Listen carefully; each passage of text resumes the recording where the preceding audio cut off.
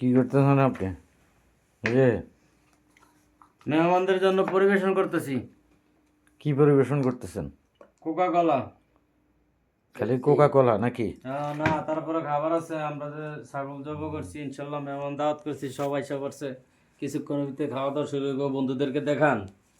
আমরা খালি মোবাইল টিপে, আপনি তো কাজ করেন না।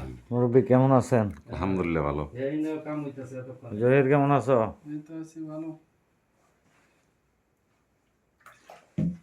মমিন সিংহের দেখেন কেমন দেখা যায়, কথা বলতেছে না, দেখছেন?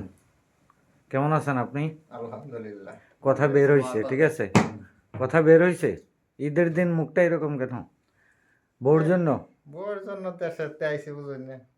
তো কি সমস্যা? একলা ঈদ করন লাগতাছে। দেশে তো বলে ঈদ করে আইছি। আর একজন মুরব্বী আছে, কেমন আছেন ভাই? আমাদের জালাল ভাই, আলহামদুলিল্লাহ। আমাদের জালাল ভাই আজকে 40 বছর ধরে বিদেশ থাকে।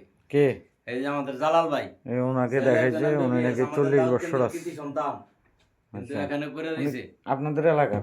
আমাদের এলাকার। তাই নাকি? হ্যাঁ, তা আপনাদের এলাকার মানুষ এত টাইম থাকে কেন?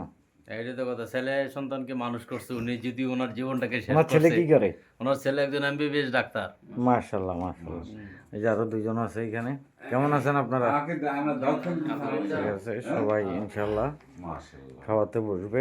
আরো আছে, ঠিক আছে, আমাদের খাওয়ার আয়োজন আরো আছে ইনশাল্লাহ। আপনারা দেখবেন, আপনাদেরকে আমি ভিডিওটা দেখাচ্ছি। অবশ্য খাওয়ার আয়োজন হবে, ঠিক আছে।